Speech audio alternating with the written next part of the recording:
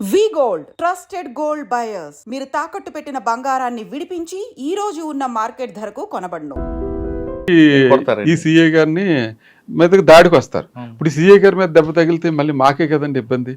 అందువల్ల ఏం చేస్తామంటే మేము కూడా చూసి ఇతన్ని ఎక్కడ పెట్టాలో చూసి దాన్ని సెపరేట్గానే పెడతాం. దానికి వేరే వాళ్ళు వేరే అర్థాలు తీసి సిఐ గారు కాబట్టి అన్ని వేరే పెట్టారని అనుకుంటారు, కానీ ఇంటెన్షన్ అయితే ఇట్లా, ఇంటెన్షన్ అయితే ఇదే. కానీ కొన్ని కేసుల్లో కొంతమంది అది అన్యాచురల్ సెక్స్కి అలవాటుపడిన ఖైదీలు ఉంటారు, వాళ్ళని కంట్రోల్ చేయడం ఇబ్బంది అంటారు, వాస్తవం అంటారా? అన్యాచురల్ సెక్స్ అంటే సెక్స్ అన్నది అది హ్యూమన్లో భాగం. అది బయట ఉన్న జైల్లో ఉన్న ఎక్కడైనా దానికోసం జస్ట్ లైక్ ఫుడ్ లాగానే వాళ్ళ ప్రయత్నం వాళ్ళు చేస్తూ ఉంటారు. కాబట్టి అది చేస్తే దానివల్ల ప్రాబ్లం అవుతుంది అన్న దాని మీద మేము అవేర్నెస్ ప్రోగ్రాంలు పెడతాం. జైల్లో దానికి హెచ్ఐవి ఎయిడ్స్ ప్రతి జైల్లోనూ ఒక యూనిట్ ఉంటుంది. ఆ యూనిట్ ప్రకారంగా వీళ్ళని స్క్రీనింగ్ పంపిస్తాం. తర్వాత సాధారణంగా వీళ్ళు కంప్లైంట్ ఎలా వస్తుందంటే వెనకాల నుంచి రక్తం వస్తుందని కంప్లైంట్ పెడతారు. అది ఎప్పుడు మండే వస్తుంది కంప్లైంట్. సండే మటన్ కూర తింటారు, మండే కంప్లైంట్ చెప్తారు, మేము హాస్పిటల్కి వెళ్ళాలండి, మాకు ఇట్లా ప్రాబ్లం ఉంది, బ్రీడింగ్ ప్రాబ్లం ఉందని. అప్పుడు మేము చూసి చేసి మళ్ళీ వాళ్ళకి ఇలాంటివి ఏమైనా ఉంటే ఈ ప్రాబ్లం అవుతుంది అంటే నిజమేనా? వేరే బయటకు వెళ్ళడానికి ఎస్కేప్ అవడానికి లేదు, ఎస్కేప్ అవడానికి అంటే మనం జాగ్రత్తలన్నీ తీసుకుంటామండి. అబ్బా అది సండే మటన్ తింటే మండే నాడు రావడం ఏంటండి? సండే ఓవర్ హీట్ అయ్యడం వల్ల లేదు, వీళ్ళు చాలా మనం తినలేనంత ఘాటుగా కూరలు వండుకుంటారు సార్. అదే మసాలా ఫుడ్, మసాలా ధనియాలు బాగా కొట్టేస్తారు, కారం బాగా కొట్టేస్తారు. అంతే అన్యాచురల్ సెక్స్ వల్ల. అన్యాచురల్ సెక్స్ అని అనలేము. ఇట్లా మాకు డౌట్ వస్తుంది అనమాట. ఎప్పుడైతే ఈ కంప్లైంట్ చెప్పాడో మేము డౌట్ వచ్చి అతను చెప్పి మళ్ళీ ఇలా అందరినీ మళ్ళీ ఆ ప్రోగ్రామ్ దగ్గర పంపిస్తాం. ఇట్లా కనుక చేసినట్టయితే మేము ఇట్లా ఎయిడ్స్ అయ్యి వచ్చే అవకాశాలు ఉంటాయి, ఈ సురక్షితమైన శృంగారం కాదు, కాబట్టి మీరు ఈ ప్రాబ్లమ్స్ ఫేస్ చేయమాకన్నాను. ఇప్పుడు జైల్లోకి ఏదో ఇన్నోసెంట్గా వచ్చి ఇలాంటి ప్రాబ్లంలో ఇరుక్కుని చేయటం ఇబ్బంది కదండి. కానీ ఆ టైప్ కేసులను ఎదురుపడ్డాయండి మీకు? లేదండి, మేము జాగ్రత్తలు చాలా వరకు తీసుకుంటాం.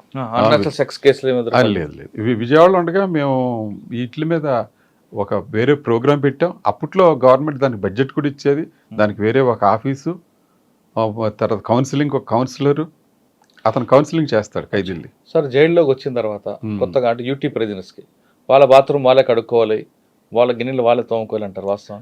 ఇట్లాగే నాకు వెస్ట్ గోదావరి నరసాపురంలో ఉండగా జైల్లో చెకింగ్కి వచ్చిన జ్యుడిషియల్ ఆఫీసర్ అన్నారు, ఏమండి ఖైదీలు దొడ్లు కడగాలంటే కదండి అన్నారు. నేనన్నాను, ఇప్పుడు ఖైదీలు దొడ్లు కడగడానికి కానీ అన్నం వండటానికి కానీ ప్రభుత్వం వేరే సేవకులను ఎవరిని నియమించరండి. వేరే సేవకులను ఎవరు నియమించరు. వాళ్ళ అన్నం వాళ్ళే వండుకోవాలి, వాళ్ళ కంచం వాళ్ళే కడుక్కోవాలి. ఆడి కంచం ఆడే కడుక్కున్నారు. తర్వాత మరి అన్నం వండిన పాత్ర ఎవరు కడగాలి? అది ఖైదీయే కడగాలి. కూరగాయలు ఎవరు కొయ్యాలి? ఖైదీలే కొయ్యాలి. లిటర్కి వెళ్తారు, ఎవడో సరిగ్గా క్లీన్ చేయకుండా వస్తాడు, ఎవరో ఒకడు ఉండి క్లీన్ చేసి రావాలిగా. ఖైదీల పనులు ఖైదీలే చేసుకోవాలి, బయట వాళ్ళు ఎవరు వచ్చి చేయరు. లోపల ఇప్పుడు మీరు ఏ జైలుకి వెళ్ళినా కానీ చాలా నీట్గా కనపడుద్ది. అది ఎవరి వల్ల బయట ఎవరో సర్వెంట్లు వచ్చి దాన్ని చేయరు, ఖైదీలే చేస్తారు. ఏ జైలు ఖైదీలు అంటే శిక్ష పడ్డ వాళ్ళు చేస్తారా, యూటీ ప్రిజనర్స్ చేస్తారా? శిక్ష పడ్డ వాళ్ళు ఖైదీలు ఉంటారండి. పెద్దవాళ్ళు అయితే ఇప్పుడు సబ్ జైలు ఉంది ఉదాహరణ, సబ్ జైల్లో శిక్ష పడ్డ వాళ్ళు ఉండరు, చాలా వరకు రిమాండ్ వాళ్ళే ఉంటారు. వాళ్ళకి మేమే చెప్పేస్తాం, అరే మీరు వెళ్ళినప్పుడు మీరే జాగ్రత్తగా చూసుకోవాలి అని అట్లాగే చెప్తాం. వాళ్ళు అట్లాగే చేస్తారు, అట్లాగే మెయింటైన్ చేస్తారు. కొన్ని చోట్ల మట్టికి తోటీలు ఉంటారు, కొన్ని మేము సబ్ జైలు నరసాపురంలో తోటి ఉండేవాడు. ఆ తోటి తర్వాత అతను అది వాళ్ళు జ్యుడిషియల్ అపాయింట్ చేస్తారు. సార్ సాధారణంగా ఒక లాకప్లో ఒకరిని కానీ ఇద్దరు కానీ కాకుండా ముగ్గురిని ఎందుకు పెడతారండి? ఇద్దరిని అది మాన్యుల్లోని ప్రిస్క్రైబ్డ్ ముగ్గురిని పెట్టాలన్నా. ఎందుకు? ఏదన్నా ఇన్సిడెంట్ అయినా కానీ మూడోవాడు సాక్ష్యం చెప్తాడు. అంటే ఇద్దరు కొట్టుకున్న మూడోవాడు సాక్ష్యం ఉంటాడనా? లేదండి, అలా అది మాన్యువల్ ప్రిస్క్రైబ్డ్ అండి. ప్రిస్క్రైబ్డ్ ప్రకారమే మనం ప్రిస్క్రైబ్డ్ ప్రకారం రూల్స్ ప్రకారం చేసినట్టయితే రేపు పొద్దున ఏదైనా ఇబ్బంది అయినా కానీ మనం సేవ్ అవుతాం. ఇప్పుడు సాధారణంగా అన్నిటికీ రూల్స్ ఉండకపోవచ్చు, కానీ all acts done on good faith are legal అని మేము అనుకుంటాం. అట్లాగే మనం ఏ దురుద్దేశం లేకుండా వాడు చేసాం అనుకోండి, మనం వాడికి నిజంగానే ఒంట్లో బాగోలేదని హాస్పిటల్ పంపించాం, ఆడి టీబీ పేషెంట్ అయ్యాడు, ఓకే, ఆడు చాలా కేసులు ఉన్నాయి, ఓకే, అలాగని చెప్పి లోపల ఆపలేం కదా. ఆడు హాస్పిటల్ పంపించాం, పంపించిన తర్వాత హాస్పిటల్ నుంచి ఎస్కేప్ అయ్యాడు అనుకో, హాస్పిటల్ నుంచి ఎస్కేప్ అయితే ప్రిజన్ డిపార్ట్మెంట్ ఎంతవరకు బాధ్యత ఉంటుంది? కాదు మీదే ఉంటుంది, మాదే ARL ఉంటుంది. అక్కడ కాపలా కాసి వాళ్ళు వాళ్ళది తప్ప కొంతమంది అడగొచ్చు, మీడియా అడగొచ్చు, లేదా పై అధికారులు కూడా అడగొచ్చు, ఈయన ఎందుకు హాస్పిటల్ పంపించావు, వీడి మీద ఇన్ని కేసులు ఉన్నాయి కదా, మరి పొద్దున్న వీడు చచ్చిపోతే సమాధానం చెప్పాల్సింది కూడా ఈయనే.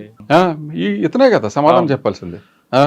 అందుకు లేదు ఇద్దరు పెడతారు. సరే, అంటే ఒక సెలబ్రిటీకి ఒక సెల్ ఇచ్చారు అనుకోండి, ఆ సెలబ్రిటీతో పాటు మరి ఇద్దరు వేరే వాళ్ళు పెడతారా? సెలబ్రిటీలు కాదండి. ఇప్పుడు సెంట్రల్ జైల్లో కొంతమంది శిక్ష ఖైదీల్లో బి క్లాస్ వాళ్ళు ఉంటారు, మీకు తెలిసే ఉంటుంది. బి క్లాస్ ఖైదీలకి సెపరేట్గా వాళ్ళకి సెపరేట్ కిచెన్ ఉంటుంది, సెపరేట్ బ్లాక్ ఉంటుంది, సెపరేట్ ఫెసిలిటీస్ ఉంటాయి, వాళ్ళకి ఉదయం కాఫీ కూడా ఉంటుంది. ఓకే, పడుకునేటప్పుడు ఆయనతో పాటు ఇద్దరు పడుకుంటారా, ఒక్కడే పడుకుంటాడా? లేదు, సింగిల్ లాకప్ అంటే పనిష్మెంట్ కిందే వేస్తారండి. ఒక్కడిని చేసి ఒక 5-స్టార్ హోటల్లో మిమ్మల్ని ఒక్కడినే అందులో పడుకోమని అన్నా కానీ మీరు పనిష్మెంట్గా ఫీల్ అవుతారు తప్ప అదొక ఎంజాయ్మెంట్గా ఫీల్ అవ్వరు. అదొక ఎంజాయ్మెంట్. అంటే జైల్లో అన్నీ దొరుకుతాయి కానీ ఒక ఫ్రీడమ్ ఒకటే ఉండదు. అంతే కదండి, చట్టంలోనే ఉంటుందండి. ఆల్ ఫండమెంటల్ రైట్స్ ప్రకారం అతనికి ఉండాల్సిన హక్కులన్నీ అతనికి ఉంటాయి. ఎందుకు Nagabhushanam Patnaik versus state of AP అని ఒక కేసు వైజాగ్ సెంట్రల్ జైలు మీద ఆయన కేసు వేసాడు. మా ఫ్రీనెస్కి ఈ జైలు గోడలో కరెంట్ వైర్లు, లైవ్ వైర్లు మాకు అబ్స్ట్రక్షన్గా ఉన్నాయి. ఆయన మా బంధువు నాగభూషణం పట్నాయక్ గారు. నాగభూషణం పట్నాయక్ బాబు, నీకు అది కట్టేలు అవుతున్నమాట వాస్తవమే, కానీ జైలు గారు ఆయన ఉద్యోగం, ఆయన పెళ్ళం బిడ్డల కోసం ఆయన ఉద్యోగం ఆయన చేసుకోవాలి కదా, గోడలు కట్టుకొని సెక్యూరిటీ నాయకుడు అంటే నేను అంటున్నాను కాదు, కానీ ఆ వాల్యూస్ ఉన్న వాళ్ళు నాకైతే తగ్గిపోయారు. అంటే అన్ని వర్గాల్లో తగ్గిపోయారు, మన జనరేషన్లో తగ్గిపోయారు, ఇప్పుడు తగ్గిపోయారు. ఇప్పుడు తర్వాత వచ్చి పిల్లల్లో ఇంకా అసలు అలాంటి వాల్యూస్ చాలా వరకు పోయినాయి. పేరెంట్స్ని చూడకోకుండా రోడ్డు మీద వెళ్ళి కుక్కలకు బిస్కెట్లు వేసి వాళ్ళు తయారయ్యారు తప్ప ఇంట్లో అమ్మా నాన్న కూడి భోజనం పెట్టరు, బయట మాత్రం బ్రిటానియా బిస్కెట్ను 1/2 లీటర్ పాల ప్యాకెట్ పెట్టి కుక్కలు పెట్టేవాళ్ళు తప్ప మనం దాని గురించి మనం కూడా అదే సమాజంలో ఉన్నాం కాబట్టి సమాజంలో ఎత్తుక్కుని ఇందులో ఎంటుకలు వస్తున్నాయని అనుకోవటం తప్పు. సార్, సాధారణంగా నేరస్తుతో కనుక కలిస్తే 6 నెలలు తిరిగితే వారు వీరవుతారు అనేది ఒక సామెత ఉంది. వీరే వారు అవ్వచ్చు కదండి. అంతేనా? మీరు వారు వీరే అవుతారన్నారు, వీరే వారు అవ్వచ్చుగా, వాడే మారిపోతాడు. ఓకే, మీరు రాజమండ్రి తర్వాత అక్కడికి వచ్చినట్లున్నారు కదా, శ్రీకాకుళం తర్వాత? రాజమండ్రి తర్వాత మంగళగిరి వచ్చాను. మంగళగిరి తర్వాత అండి? మంగళగిరి తర్వాత గుడివాడ వచ్చానండి. గుడివాడ నుంచి మళ్ళీ విజయవాడ వచ్చాను. విజయవాడ జిల్లా జైలు. విజయవాడ నుంచి మళ్ళీ అనంతపురం నుంచి అనంతపురం ఏం చేయాలి మీరు? అనంతపురం డిస్ట్రిక్ట్ జైలు అండి, బుక్కరాయ సముద్రంలో. అక్కడ మీ మార్క్ ఏముందండి? చాలా పెద్ద జైలు. చాలా వరకు అనంతపురం జైలు అంత మునుపు చాలా వరకు వార్తల్లో ప్రముఖంగా వచ్చే జైలు. మీకు ఓపెన్ జైలు ఎప్పుడు రాలేదే? ఓపెన్ జైలు కాదు, జిల్లా జైలు. మీ జిల్లా జైలు? జిల్లా జైలు అంత మునుపు చాలా చేశారండి. నేను 2012 వరకు చేశానండి. 12 వెళ్ళాను. 14 చాలా ప్రముఖులు ఉండేవారు అందులో, చాలా మంది ప్రముఖులు ఉన్నారు కదా. అప్పుడు నాకు ముందు ఇవన్నీ అయిపోయినాయి సంఘటనలు, ప్రముఖులు ఉండటం అవన్నీ అయిపోయినాయి. మేము వెళ్ళిన తర్వాత నేను ఇంకొక జైలరు కృష్ణమూర్తి అని ఇద్దరం ఉండేవాళ్ళం. ఇద్దరం ఫ్యామిలీస్ కూడా లేవు. చక్కగా ఉదయం వెళ్ళి సాయంత్రం దాకా దాన్ని ఉతికి ఆరేసి పెట్టేవాళ్ళం, ఏమీ ప్రాబ్లమ్స్ లేకోకుండా. ఎందుకంటే అంత మునుపు ఏదైనా మైనస్ పాయింట్లు ఉంటే అన్నీ కూడా సెట్ చేసుకుంటూ వచ్చేసాం. అనంతపురం తర్వాత అండి? అనంతపురం నుంచి మళ్ళీ ప్రమోషన్ వచ్చి శ్రీకాకుళం జైలుకి వెళ్ళి. శ్రీకాకుళం జైలు అప్పట్లో అంటే శ్రీకాకుళం మీరు వెళ్ళేసరికి ఆ జైలు అనేది మిగతా రాయలసీమ ఆ టైప్ కాకుండా అదొక పీస్ఫుల్ ఏరియా, కానీ కొంచెం ట్రబుల్ మాంగర్స్ ఉంటారు అక్కడ కూడా. లేదు, ఎవరు మీకు బాగా ఇబ్బంది పెట్టలేదు. శ్రీకాకుళం జైల్లో ట్రబుల్ మాంగర్స్ ఎవరు లేరు, చాలా పీస్ఫుల్ జైలు. చాలా అంటే చాలా. శ్రీకాకుళం జైల్లో గనక మనం గనక వాళ్ళకి కావాల్సిన ఫెసిలిటీస్ అన్ని చక్కగా చేసినట్టయితే వాళ్ళు చాలా మంచి ఖైదీలు, చాలా ఒబీడియంట్ ఖైదీలు. ఏ కేసు ఎక్కువ ఉంటుంది? 490 దొంగతనం ఏముంటాయి? శ్రీకాకుళంలో అన్నీ ఉంటాయండి. అసలు రిమాండ్ తక్కువ, జైలుకు కెపాసిటీకి చాలా తక్కువ ఉంటుంది. 60-60 మేము ఉన్నప్పుడు 60 అట్లా ఉండేది, చాలా తక్కువ రిమాండ్. కానీ అక్కడ మీ మార్క్ ఏంటండి? శ్రీకాకుళం జైల్లో నాకు ముందు ఎవరో కూడా అటువంటి మార్క్ వేసి ఉండరు, తర్వాత కూడా అంత మార్కు పడదు అందులో. శ్రీకాకుళం జైలుకి 0.8 కిలోమీటర్స్ నుంచి నూతులోంచి నీళ్లు తీసుకొచ్చేవాళ్ళు. తీసుకొస్తే కలెక్టర్ గారి దగ్గరికి వెళ్ళాను, లక్ష్మీ నరసింహ సార్ అని కలెక్టర్ గారు దగ్గరికి వెళ్ళి, సార్ రేపొద్దున మీ పేరు నా పేరు పేపర్లో పడదు సార్, అందులో ఈ యువతల పక్క అతనేమో ఈ చేలోనేమో పురుగు మందు వేస్తున్నాడు, అవన్నీ నూతిలోకి వెళ్తే ఆ నూతుల్లో పడ్డ కప్పలన్నీ కూడా పైప్ లైన్లోకి వస్తున్నాయి, కాబట్టి మనం కొత్తగా వేయాలంటే నీకు ఏం కావాలో చెప్పు అది చేసుకున్నాడు. అట్లాగే 3,75,000 చేసి బోర్ ఇచ్చారు. నేను అప్పుడే రీయూజబుల్ ఎనర్జీ వాళ్ళ సోలార్ దగ్గర నుంచి సోలార్ వేసాను. అదే ఫస్ట్ జైలు సోలార్. అప్పట్లో వాళ్ళు గవర్నమెంట్కి ఇట్లా ఇస్తామని కూడా తెలియదు, కానీ నేను గవర్నమెంట్ తరఫున అప్రోచ్ అయితే రైతు కింద నన్నే పెట్టి పాపం సోలార్ది ఇచ్చారు. సోలార్ది ఇచ్చిన తర్వాత మంచి వాటర్ వచ్చింది. లేకపోతే అంతకుముందు వాటర్ లేక చాలా ఇబ్బందులు పడేవారు అనంతపురం జైలుకి. రోజు జైలుకి వస్తా 2 లీటర్ల లిమ్కా బాటిల్లో నీళ్లు తీసుకొచ్చి జోన్ చేసి వెళ్ళేవాడు వార్డులో. ఎక్కడ? శ్రీకాకుళంలో. నేను వచ్చిన తర్వాత మన దగ్గర నుంచి నీళ్లు పట్టుకెళ్ళేవాడు. తర్వాత చుట్టుపక్కల కూరగాయలు పెట్టడం, కూరగాయలు రామ్మోహన్ నాయుడు గారు ఎంపీ గారు చాలా అప్రిషియేట్ చేసేవారు. అచ్చెన్నాయుడు గారు వచ్చేవారు. ఒకసారి ఇప్పుడు రామ్మోహన్ నాయుడు గారి దగ్గరికి వెళ్ళి ఇట్లా మీరు ఒకసారి జైలుకి విజిట్ రావాలన్నా ఆయన నాకు చెప్పకోకుండా జైలుకి వచ్చారు. నేను ఊళ్ళో ఉండగానే ఆయన కలెక్టర్ గారి దగ్గర ఉండగానే ఆయన వచ్చారు. వచ్చి జైలు చూసి చాలా ఆశ్చర్యపోయి చాలా అప్రిషియేట్ అయ్యి రాళ్లలో ఇతను కూరగాయలు పండిస్తున్నాడు అని చెప్పి నన్ను మెచ్చుకుని ఏం కావాలండి అన్నారు. ఏం లేదు మినీ ట్రాక్టర్ ఇవ్వండి సార్ అన్నాను. వెంటనే ఒక 3 రోజుల్లో 4 రోజుల్లో శాంక్షన్ చేసేసి మినీ ట్రాక్టర్ ఇచ్చారు. చుట్టూతో వ్యవసాయం చేయండి, ట్రాక్టర్ లేకపోతే కొంచెం బాగోట్లేదండి నన్ను. ఆ చుట్టుపక్కల ఖాళీ స్థలం ఏది లేకుండా కంది కూడా వేసాను. శ్రీకాకుళం తర్వాత అండి? శ్రీకాకుళం తర్వాత లాస్ట్లో స్టేట్ బైఫర్కేషన్లో నన్ను తెలంగాణకి అలాట్మెంట్ అయితే చర్లపల్లి జైలుకి రావటం, ఉదయం జైలుకి వచ్చి రిపోర్ట్ చేయటం, సాయంత్రం వెళ్ళిరా బాబు అని అంటాం. ఓకే, సరే మీ మొత్తం సర్వీస్లో మీ జైల్లో ఇటు మగవారు ఉంటారు, ఆడవాళ్ళు కూడా ఉంటారు. ఇద్దరు ఎవరు ఎక్కువగా ఇబ్బంది పెట్టేవారు? ఆడవాళ్ళకు కూడా తక్కువేం కాదు, వాళ్ళు కూడా చేస్తుంటారా, లేదు కాముగా ఉంటారా? లేడీస్ అండి, సాధారణంగా లేడీస్ ప్రాబ్లమ్స్ అంతగా కాంప్లికేటెడ్గా ఏమి ఉండవు. వాళ్ళది ఏముందండి, వాళ్ళు నాకెప్పుడు కాంప్లికేషన్స్ అయితే క్రియేట్ చేయాలి.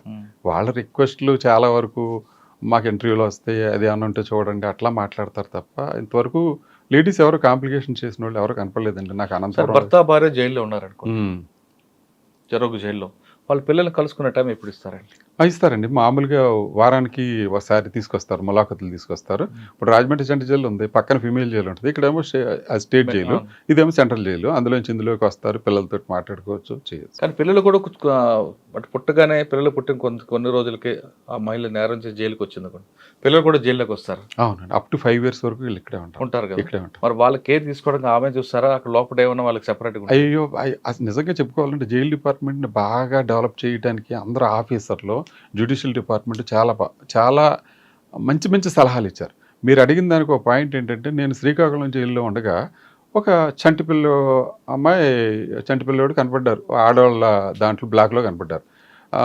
డిస్ట్రిక్ట్ లీగల్ సర్వీసెస్ అథారిటీ వాళ్ళతో మాట్లాడి అమ్మాయి ఏంటంటే చెప్పారు. అంతా అయిపోయిన తర్వాత ఆవిడకి డౌట్ వచ్చింది, చంటిపిల్లోడు కదా శీతాకాలం వేడి నీళ్ళు ఇస్తున్నారా లేదా అని డౌట్ వచ్చి ఆవిడ ఒక పాయింట్ మెన్షన్ చేసింది, ఇలా పిల్లలు ఎవరైనా ఉన్నట్టయితే వాళ్ళకి వేడి నీళ్ళు ప్రొవైడ్ చేయడానికి చేయండి అని ఆవిడ రాసింది. అప్పుడు రాస్తే ఉమ్మడి ఆంధ్రప్రదేశ్లో మొత్తం అన్ని జైల్స్కి 3,75,000 పెట్టి సోలార్ వాటర్ హీటర్ పెట్టారు వాళ్ళ కోసం.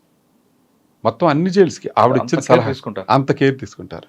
ఎందుకు ఒక మేజిస్ట్రేట్ గారు డిస్ట్రిక్ట్ లీగల్ సర్వీసెస్ నుంచి వచ్చి నన్ను చూశారు.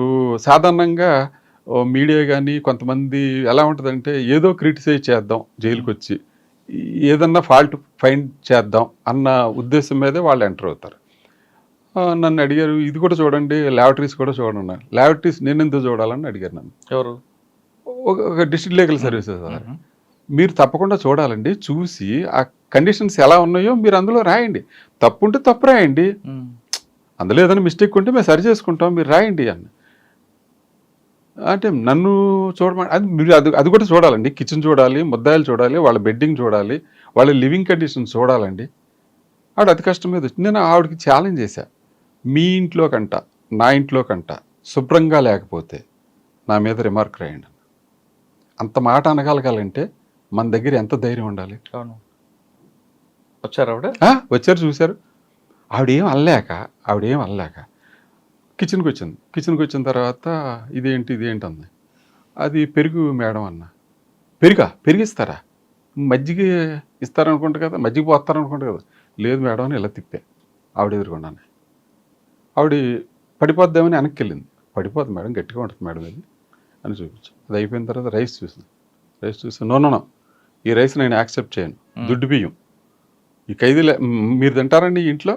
మేము తింటామండి, మా ఇంట్లో తింటారా అండి అంది. మేడం గవర్నమెంట్ ఇచ్చి రైస్ అది, సివిల్ సప్లై మేము చేయడానికి ఏం లేదు, మీరు బాస్మతి రికమెండ్ చేయొచ్చు.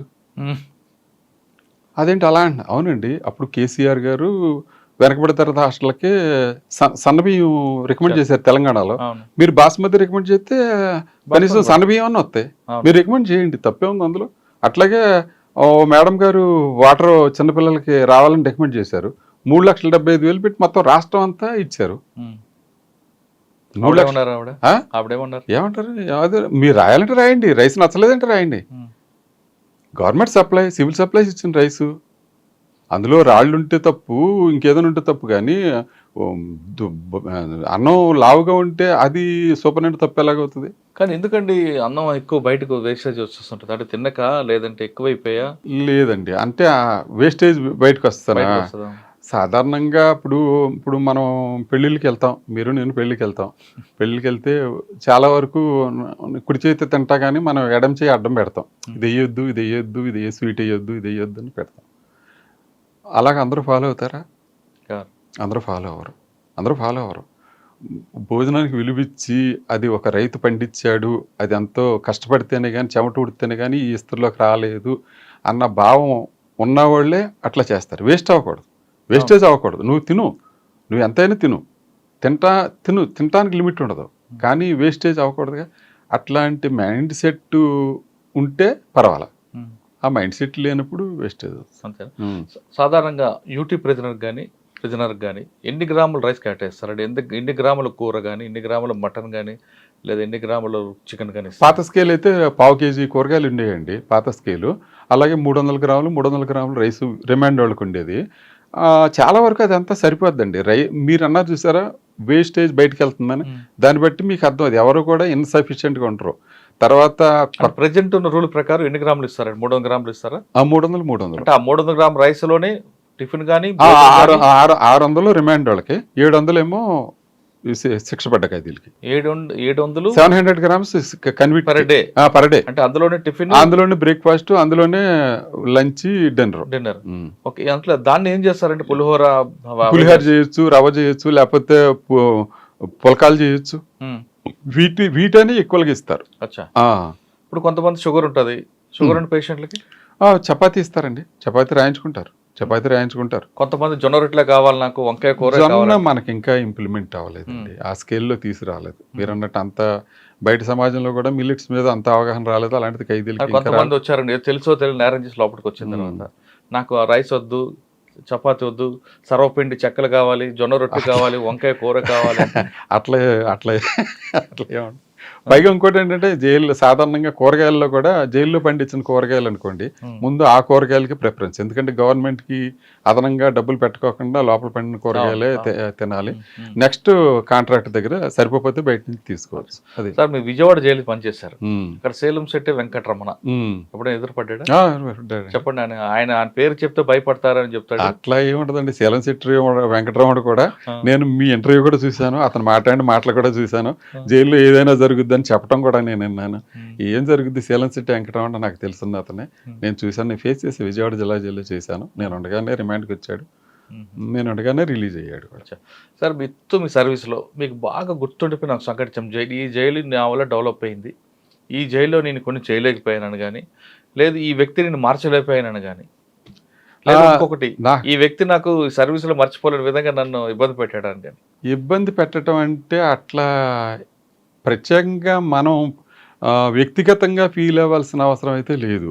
అది అందులో మనం సూపరింటెండెంట్ క్యారెక్టర్లో మనం ఉద్యోగం చేయాలి. ఇండివిజువల్గా భోగేశ్వరరావు వేరు, ఆ జైలు సూపరింటెండెంట్ వేరు.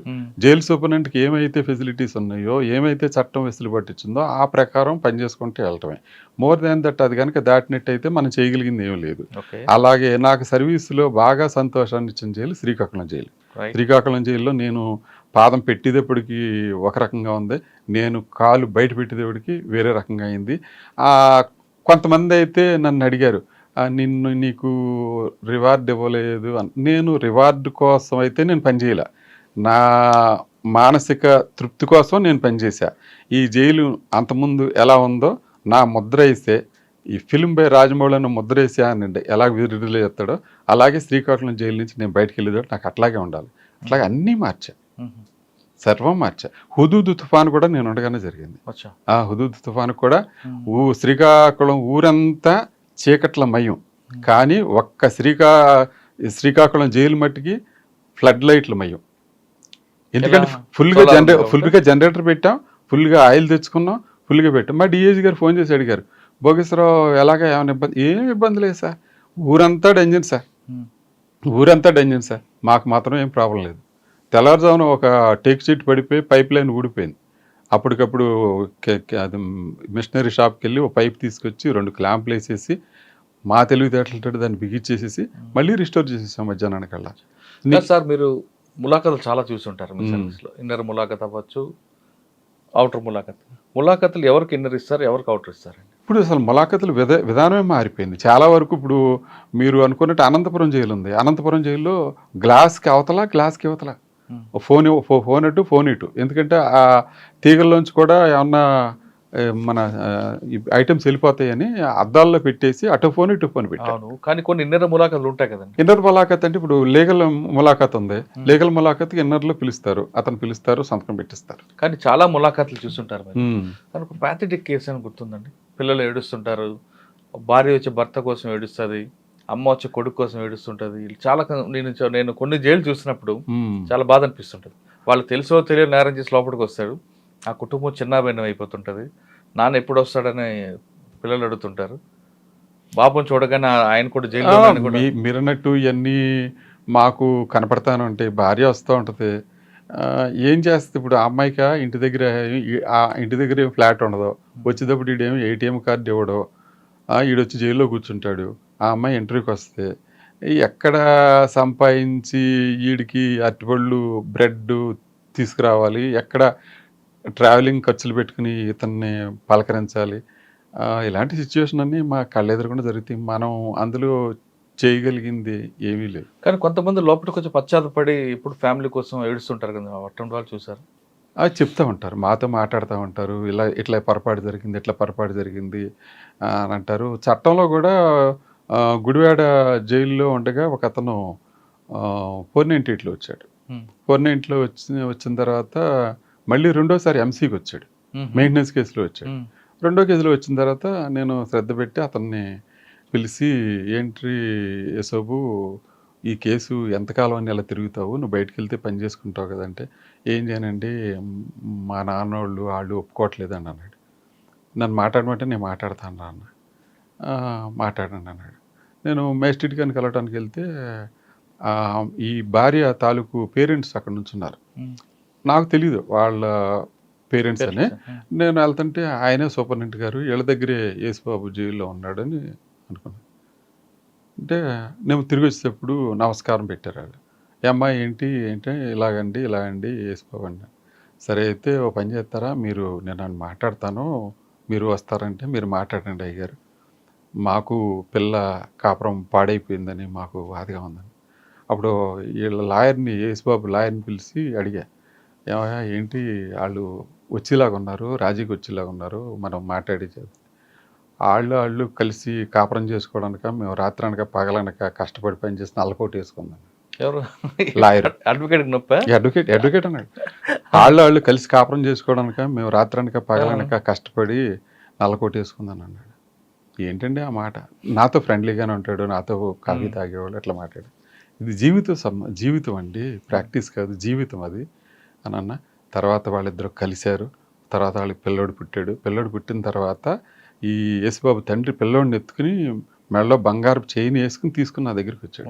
సార్ మీ వల్ల మాకు మనవడు పుట్టాడు సార్, ఇదోటి సార్ చైన్ చేయించాను అని అన్నాడు. ఫోన్ లేరా, నా మాట వల్ల మీ కాపురం సెట్ అయింది, అట్లాంటి కొంచెం మంచి మన వల్ల వీళ్ళకి మేలు జరిగింది అని అంటే చాలా ఇష్టమే కదా. అట్లాగే శ్రీకాకుళం జైల్లో లైఫర్స్ ఉండేవాళ్ళు, జీవో ఇచ్చింది గవర్నమెంట్, బటాబటిగా రిలీజ్ అవుతారా లేదా అన్న సంశయంలో ఉన్నారు.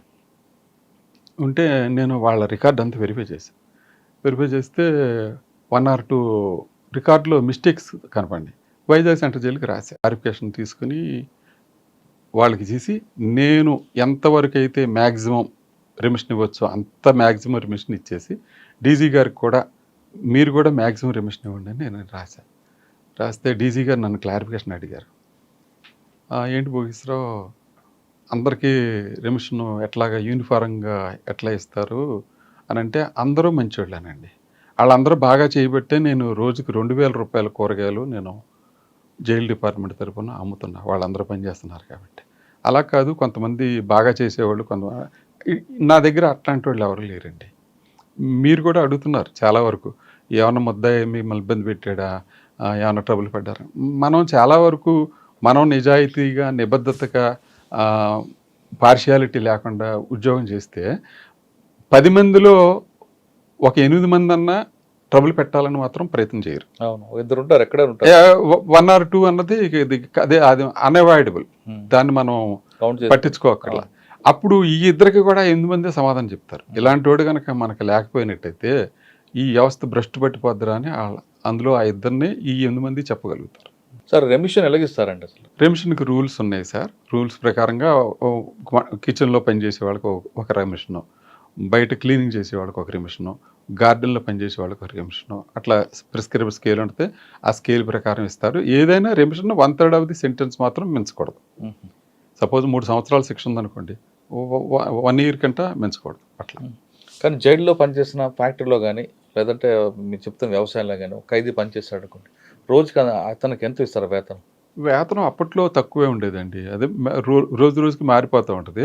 అది వేతనం అంటే ఆ ఉత్పాదకతో సంబంధం పడ్డ వేతనం కాదు కదండి. అతనికి పని కల్పించాలని బాధ్యత గవర్నమెంట్ది. అతనికి ఏదో ఒక యావిగేషన్లో అతనికి పెట్టడానికి అది బయట వచ్చి లేబర్తో పోల్చడం అన్నది మాత్రం సరే, లేబర్ యాక్ట్ ప్రకారం సరే అయితే కాదు. సార్ ఫైనల్గా చెప్పండి, మీరు సర్వీసులకు వచ్చినప్పుడు డిపార్ట్మెంట్ ఎలాగుంది? రిటైర్ అయ్యే సమయానికి డిపార్ట్మెంట్లో మార్పు వచ్చిందా లేదా? చాలా వరకు అండి, చాలా వరకు. అసలు ఇంకోటి ఏంటంటే, నేను సర్వీస్లో జాయిన్ అయిన తర్వాత కూడా 98లో కూడా మేము తమిళనాడు వెళ్ళాము. తమిళనాడు వెళ్ళినప్పుడు సెంట్రల్ జైల్లో కాన్విక్ట్ ప్రిజన్లకు కూడా సీలింగ్ ఫ్యాన్లు లేవు. లేకపోతే మేము డిఐజీ గారిని అడిగాం, ఏమండి మా దగ్గర రిమాండ్ ప్రిజనర్స్ కూడా సీలింగ్ ఫ్యాన్లు ఉంటాయి, మీ దగ్గర కాన్విక్ట్ ప్రిజనర్స్కి అది లైఫర్స్ కూడా సీలింగ్ ఫ్యాన్లు ఇవ్వలేదంటే, వాళ్ళ కాన్సెప్ట్లో వాళ్ళు ఏమన్నా, ఆ డిఐజీ గారు ఏమన్నారంటే, వాళ్ళకి సీలింగ్ ఫ్యాన్ ఎత్తి ఇంటికి జైలుకి తేడా ఏముంటుందండి అన్నారు. అది వాళ్ళ కాన్సెప్ట్. కానీ అప్పటికే మాకు నిజంగా చెప్పుకోవాలంటే చాలామంది ఆఫీసర్లు అందరూ దీని మీద మేధోమథనం చేసి ఈ స్కేల్ మార్చడానికి ఒకటి, డైట్ మెనూ మార్చడానికి ఒకటి, ఈ హైజెనిక్గా ఫుడ్ ఎలా పెట్టాలన్నది నిజంగా చెప్పాలంటే, మినరల్ వాటర్తో బియ్యం కడుక్కుని మీ ఇంట్లో పెట్టుకుంటారా సార్? శ్రీకాకుళం జైల్లో మినరల్ వాటర్తో కడిగి పెట్టేవాళ్ళం. ఎందుకనంటే మామూలు నీళ్ళు, మాకు మినరల్ వాటర్ రోజుకు 3,000 లీటర్లు వస్తుంది. అది ఖైదీలు అడిగారు నన్ను, ఎందులో సారీ అసలు ఎందులో పెట్టమంటారు? అరే ఎందులో మళ్ళీ ఆ నీళ్ళు పెడుతుందని మినరల్ వాటర్ పెట్టు. అన్నీ బాగుంటాయి కానీ ఫ్రీడమ్ ఒకటే ఉండదు. అన్నీ బాగుంటాయండి. అసలు జైల్లో పేపరు, టీవీ పేపర్ ఇస్తారండి. పేపర్ ఇస్తారు, ఏదో ప్రిస్క్రైబ్డ్ ఉంటుంది. ఒక 4-6 పేపర్ తీసుకోవాలని ఉంటుంది. అట్లా పేపర్ ఇస్తారు, క్యారమ్ బోర్డు ఉంటుంది, టీవీ ఉంటుంది. బయట అన్ని ప్రైవేట్ సినిమాలు వస్తాయా? టీవీలో ప్రైవేట్ సినిమాలు రావండి, దూరదర్శనే వస్తాయి మామూలుగా. అంతేగాని మరి మాకు సీరియల్ చూడాలంటే అట్లాంటిది ఏం లేదు, బయటకు వచ్చి చూడాల్సిందే. సార్ కొంతమంది జైలు అధికారులు అంటే మీలాంటి వాళ్ళని కాదు, కొంతమంది మాత్రం రిలీజ్ అయిన లోపల ఉన్న ఖైదీలతో ఆ ఫ్రెండ్షిప్ కంటిన్యూ చేసుకుంటూ బయటకు వచ్చా కూడా అదే కంటిన్యూ అవుతున్న కొన్ని సంఘటనలు ఉన్నాయి. అంటే మంచిగా అవుతుంది, ఇటు చెడుగా అవుతుంది.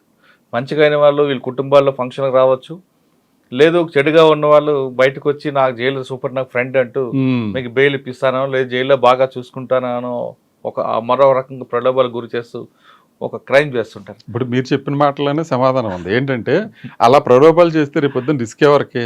ఈ ఆఫీసర్కే కదా. అలాంటి ఆఫీసర్ అలాంటి ధైర్యం చేశాడంటే అది అతను ఫేస్ చేయాలి. అటువంటి వాళ్ళు మీకు ఎదురుపడ్డారా? లేదండి, మాకు అట్లాంటి ఎదురుపడలేదు. సాధారణంగా ఇప్పుడు నేను విజయవాడ జిల్లా జైల్లో చేశాను. చాలామంది రౌడీ షీటర్లు జైలుకి వచ్చారు. సేమ్ రౌడీ షీటర్లో నేను ఎప్పుడైనా ట్రైన్లో జర్నీ అవుతుంటే అప్పుడప్పుడు ఎదురుపడుతుంటారు. ఏ గుట్కా ప్యాకెట్లో అమ్ముకోవడానికి తిరుగుతుంటాడు ట్రైన్లో. సార్ నమస్తే సార్ అంటాడు. లోపల ఎంత నా మీద కోపం ఉన్నా బయట అట్లా ఎవరో ఏం ప్రవర్తన. మేము కూడా రూల్ ప్రకారం పనిచేసి, ఇప్పుడు ఆవిడ దగ్గర మినరల్ వాటర్ పెట్టుకున్నాను, అది రూల్ ప్రకారం యాక్ట్ చేశాను. అందులో అతను అఫెండ్ అవ్వాల్సిన అవసరం లేదు.